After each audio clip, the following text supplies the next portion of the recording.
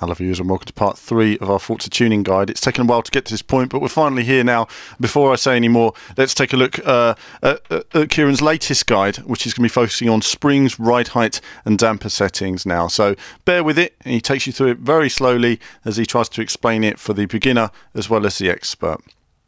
Hello and welcome back to the third installment in the Forza Motorsport 4 tuning guide. I'm VV Aragon, and after a long delay due to technical issues and personal work, I'm happy to finally bring this episode out to finish the work we started last episode on the suspension. So we'll be continuing on from the suspension in the last episode, so if you missed the last episode I would definitely recommend checking it out as I go through the first parts of the suspension, so the upgrades and the other parts of the tuning that are affected by the suspension. But in this episode we'll be focusing on the rest of it, so the springs, the ride height and the damping settings, so the rebound and the bump stiffness in the car. We'll be continuing with the Honda Civic Type R, as we will through the rest of these episodes, to produce the finished car at the end. So let's get started. So here we are back on the track, but this time at Suzuka West, which we'll be using for the rest of the videos and the tuning, because overall it's a better circuit to get a full tune on the car, I find. So here we are having our first testing lap, so we've got a time to base it on. Starting going around the 130R turn, the big famous turn, which is great fun in the Formula 1 cars when you watch them go around that at almost full speed. Coming up to this tight right as we skip out the east side of the circuit at the start of the Casio Triangle, coming out onto the Dunlop curve, and then going down to the first of the two Degnas, which are also great turns to watch in a proper race, going through Degna 1, coming up to the Degna 2, before we drop under the other half of the circuit, under the 130R turn, and head on down to the tight hairpin. So coming up the hill, getting a great view of the sunset behind. It's great. This is why one of the reasons I like this Suzuka circuit with the sunset track. It gives it a brilliant view to race around. Great scenery. So we're coming through the 200R, coming up to the good old spoon curve, and then we'll be finishing the lap. So just coming up the hill, up the right hander, and now going into the start of the spoon curve. Tightens on the exit, you've always got to make sure that, and then you've got the long run downhill at the exit of the turn, coming towards the end of the lap. So we'll head down the hill and just coming up to the straight, and we achieve a time of a 1:38.406.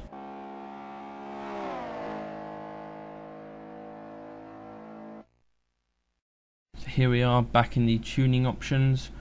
We're back in the alignment settings, which is what we tuned in the last episode. So we have the camber, the toe and the front caster all set as the same as we had before, and we'll be continuing on the springs, onto the springs and the ride height, and also the damping, so the rebound and the bump stiffness in this episode. But we'll go back onto the springs for now. So the springs are how the weight transfers under braking, acceleration and cornering throughout the different tyres. So the stiffer the springs are, the more weight transfer, the softer the springs, the less weight transferred. So there are a number of formulas out there to work these out for you, but I personally like to adjust this myself. So I like a soft spring, so I'm going to start with 420.0 on the front and 262.5 on the rear. I like a bit of a difference and quite soft springs for my driving. And then we'll move on to the ride height. So the ride height is the height of the bottom of the car above from the ground. So you want this to be as low as possible without the car bottoming out, because when the car bottoms out, your tyres will not be getting optimum traction on the ground, and you'll be probably losing grip and flying off the road. So we'll start this as low as possible and increase it till the car does not bottom out any longer. So next onto the damping, so the rebound and the bump stiffness. The rebounds are when the tyre is unloaded to push the tyre back onto the road, and the bump is when the spring compresses, so when the tyre is pushed up into the wheel well. You always want to tune rebound first, because the bump stiffness is usually about 50 to 75% of the rebound to get a good starting point. With the rebound under bump, if you make the front stiffer, the rear will get more grip, but it will create more understeer. And with the rear, if you make the rear stiffer, you will create front grip and more oversteer. Now on a front wheel drive, you want rear bias, you want a bit more stiffer in the rear to the front for the bump and the rebound. So on the rebound we're going to start with 8.5 and 9.5, and then on the bump stiffness we're going to start with 5.0 on the front and 5.5 on the rear. Now when I tune this, I don't like to tune it for balance, I like to tune it for taking bumps. So the balance of the car is going to be mainly done on the springs and the anti-rolls, but we're going to focus on the actual compression and unloading when it goes over a bump to keep the car stable and the tyres properly on the ground. So now we have our base tune, we're going to go out on the track and have some testing and adjustments. So here we are back on the track, and we're going to test the settings that we just applied and make some adjustments. So we're going to start with the springs and the ride height. So the first thing to know is the suspension telemetry. So we've got the 4 individual springs for each tyre. In the top half indicates bump when the green line is in there, it indicates the bump travel. When the green line is in the bottom half, it indicates the spring is in rebound travel. So this helps to know how the weight is being transferred throughout the vehicle and how each of the springs is reacting. So there's 3 different situations you want to know how the springs react. The first is round a bend, and we'll just pause it up here. When you're going around a bend, you've got the weight transferred to the outside of the car, so the left side. This puts the left side into bump travel and the right side into rebound travel. Now the difference between these indicates how soft your car is, how the weight is being transferred. So a bigger distance is a softer car, small difference is a stiffer car. So the next one we're going to get up to is braking. Now during braking, the front part of the car is in bump as the weight transfers forward, and the back is in rebound. So if either of these two are in the extremes, it usually makes the car unstable. So the front you need to soften if it's too high, and the rear you would need to soften if it's too much into the rebound. And the final one is under acceleration. They're not so noticeable, but the weight is being transferred back, so the back of the car is in bump travel and the front of the car is in rebound. Now these don't make too much difference, but you don't want to have too much of a jerk on the acceleration or you might lose some power. So as we go around, we want to notice how the springs are handling so we can get a proper adjustment on the settings. So we had a good difference between the cars, the springs as we go around the bend. It's not too extreme, so from that part of it we're not going to adjust the settings on that. But under braking, the rear so the rear rebound is not travelling as much as I would like, so I'm going to increase the stiffness on the rear just to let the rear the rebound be a bit more stiff and get more response out of the car under braking. So I'll increase that to 295.0 on the rear, and I'm going to leave the front the same for now just so it's consistent, because I don't think there's any need to change the front at the moment as it's handling fine. So now we're going to go on to the ride height. Now with the ride height, as you just heard there, the underside of the car hit the ground and made a bump. Now when that happens, you haven't got good traction on the car and you're going to lose grip when the underside of the car is hitting on the track, and you're going to lose a bit of speed, and it's just not going to be good for the car overall. So as we had earlier, we had it on 6.1, as low as it can go, and as we're hitting the ground we're going to want to increase it and keep on doing this until it no longer hits the ground. We want that one precise point where it's not going to hit the ground. So we're going to increase that to 6.3 on both the front and the rear, so hopefully the bottom of the car no longer scrapes on the ground. Now as we're increasing the ride height, of course the springs will be affected, so we've got to make sure we don't affect it, change the ride height too much, or we could get an adverse reaction from the spring settings and therefore the rebound and the bump stiffness as well. So now we've made these few adjustments, we'll move on to the bump and the rebound settings, which we'll do in a different track. So here we are at Mugello, which is what we're going to use to be testing the damping settings, as it's a good track for bumps, curbs, etc. So we're going to use 2 extra cameras just so we can get a good view of the car as the weight transfers through the car, through the tyres and the springs as it goes over the bumps and curbs. So there's 2 things we want to observe when tuning the damping. you've got the start of the turn as you go over a curb, so you've got the bump part of the suspension, and then the end of the curb when you go over the drop down, when you've got the rebound of the springs.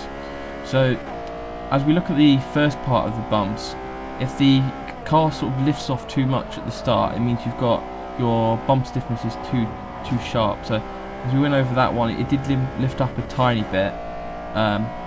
So if it's doing that, if it's flying off the first part of the, as it hits a bump or a curb or whatever obstacle that raises the car up, if it's bouncing straight up, it's too stiff on the bump. You want to soften the bump a bit.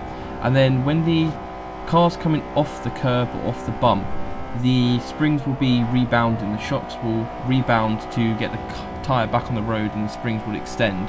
So if it's going out the curb, off the bump, if the car feels light, you want to, the damping for the rebound be too stiff. So earlier on, the tyres, especially when I was driving it, I could feel the car was getting a bit loose after it went up onto the bump. So I'm just going to lower the rebound and the bump stiffness, just so the car feels more balanced when it goes over a curb, even though I am driving very aggressively to get a good feel for it. So on the rebound, I'm going to take it down to 8.0 and 9.0, and on the bump stiffness, I'm going to take it down to about 4.6 and 5.1.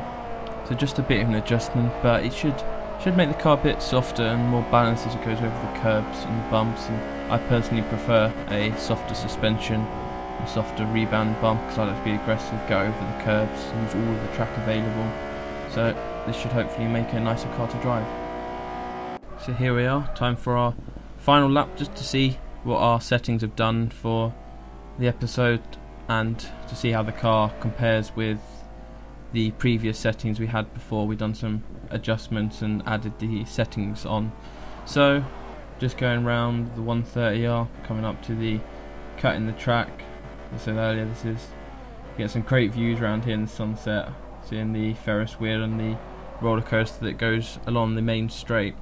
So cutting across back onto the west side of the circuit now, coming down to the Degners, going through Degner 1 onto Degner 2 and then under the bridge. So this car's really starting to feel a lot better now. I find the springs and the anti-rolls are really the two parts that make the car feel as well as you can make it. They are underlining features that really do make a car either great or mediocre. And with the springs now in the car, and it's starting to feel handled a lot better. The front of the car gets good turning, and it's quite nice to drive. And honestly, I think it's actually a pretty fast car. So coming up to the spoon curve and coming towards the end of the lap now, going into the first part of the turn under braking, it turns in well, gets good grip and holds its line. You see that it's going pretty fast through the turn, going through the end of the spoon curve, pulling out going all the way to the side of the track and coming down the hill for the end of the lap, coming up to the end of the lap and getting the time for 1 minute 37.350.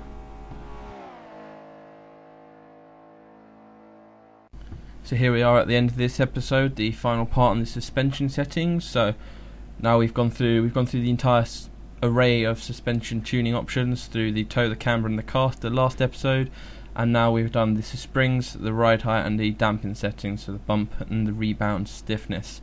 But the main thing to remember is we've looked through all individually tuned, but they all correlate together. For example, the springs and the ride height, they're both intertwined with each other. The stiffer the springs, the higher the car, so then for the higher the ride height, you can actually lower the ride height because of that a tiny bit. So when you're changing one part of the car, especially in the suspension settings, it will affect all the other parts. You've got to be very careful. You only make small adjustments so it's easy to see what you've changed, and only change one part of the tune. Don't tune, say, the rebound, bump and the springs at the same time. Only change one part so you know exactly what's changed, what the car's doing differently and how to fix it. But this is the end of this episode. Next episode we're going to move on to the anti-roll bars, and hopefully this will go back to the original one episode a week now. I finished university and all problems have been fixed. So I'll see you next time. Bye. So another tuning guide there, very helpful. Again, Kieran took us through it nice and slowly, but we'd still like your feedback. You know, what would you like to see in the guides? What was your favourite bit? What would you like to see that we haven't included? Also, the future guides now will be out on a more regular basis, so you can look for the next guide, part 4, to be out next weekend, and hopefully part 5 the weekend after. We're working towards that now, so you guys will have much more regular updates on these guides. They do take a while to put together, and as a first guide, it has been something we've looked at, how, you know, what works best and what's the best for an introduction to people, because everybody needs something different. But I hope you found this informative, and as ever, more soon.